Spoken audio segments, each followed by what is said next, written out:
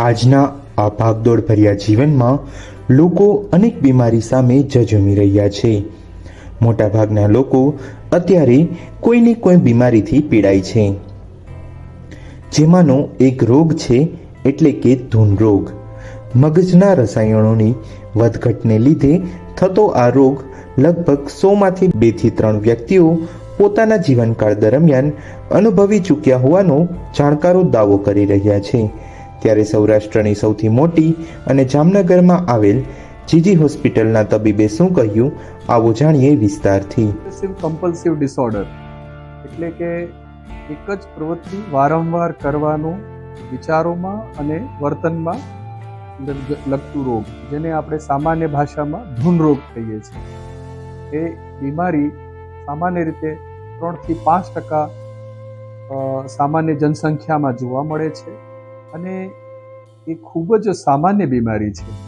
અને આ બીમારીના માણસોમાં, દર્દીઓમાં એવા લક્ષણો જોવા મળે છે કે હાથ ગંદુ લાગવું, મારા હાથ બહુ જ ગંદા છે, એટલે હું સાબિતું ધોઉં અને પાણી સાફ થઈ જાય તો પણ મને લાગે કે આ ગંદુ છે, એટલે મારે હાથ ધોતા પહેલા વિચાર આવે હાથ ગંદુ છે, આમાં કોઈ ગંદકી અડી ગઈ છે, દાખલા તરીકે ધૂળ, પેશાબ અથવા એવી કોઈ પણ ચીકણાઈવાળી વસ્તુ, અને એ વિચાર નીકળે જ નહીં. જેમ હાથ ધોવાઈ જાય એટલે ફરી તે વિચાર આવીને ઉભો ગયો તો હજી ગંદુ થોડુંક રહી ગયું છે, એટલે વારંવાર એક જ પ્રવૃત્તિ કરવું પડે.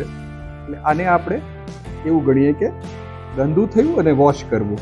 એવી રીતે ગણવાની પેલું કે હું ભૂલી ગયો છું, મેં પૈસા ઓછા આપી દીધા છે, તો વારંવાર ગણ્યા કરવું, અથવા ગેસ ચેક કરવું, અથવા બારણું ખુલ્લું રહી ગયું છે કે નહીં, અથવા લોક રહી ગયું છે કે નહીં, એટલે ડાઉટ આવે મગજમાં અને એ ચેક કરવું પડે.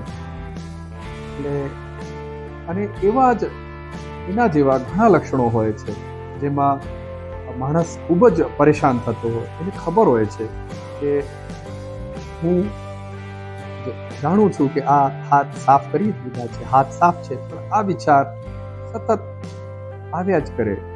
કેમ રેકોર્ડની ગીતની લીટી ફસાઈ ગઈ હોય ને એક જ ગીત વાગ્યા કરે અને મગજ એને કાબૂમાં જ ના લઈ શકે, એકદમ સતત પરેશાન રહે. એના લીધે એની બેચેની વધવા મળે, ગભરામણ વધવા મળે, ચિંતા વધવા મળે, એટલું બધું ટેન્શન વધી જાય જે થોડુંક આરામ મળે ધોવાથી.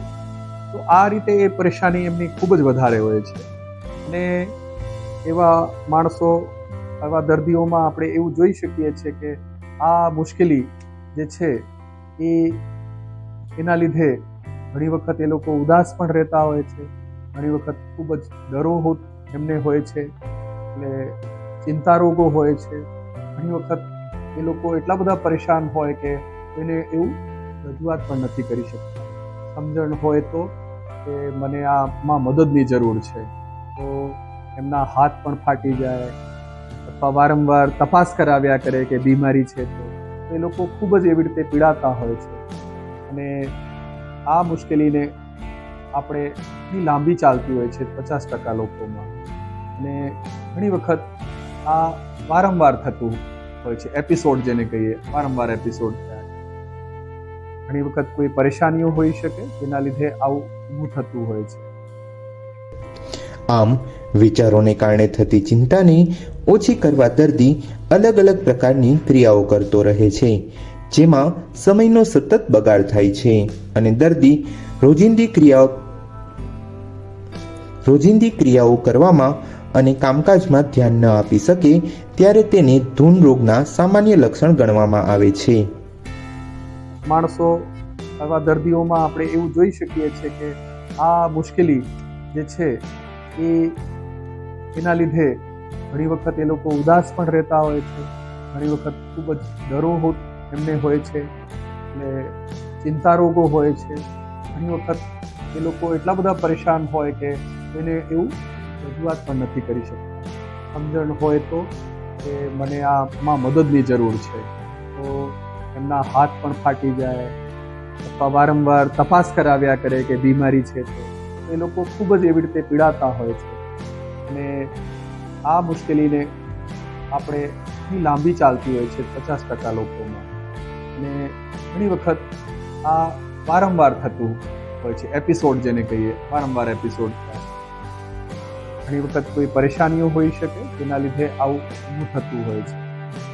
દરેક જિલ્લામાં, દરેક મેડિકલ કોલેજમાં, હોસ્પિટલમાં ઉપલબ્ધ છે.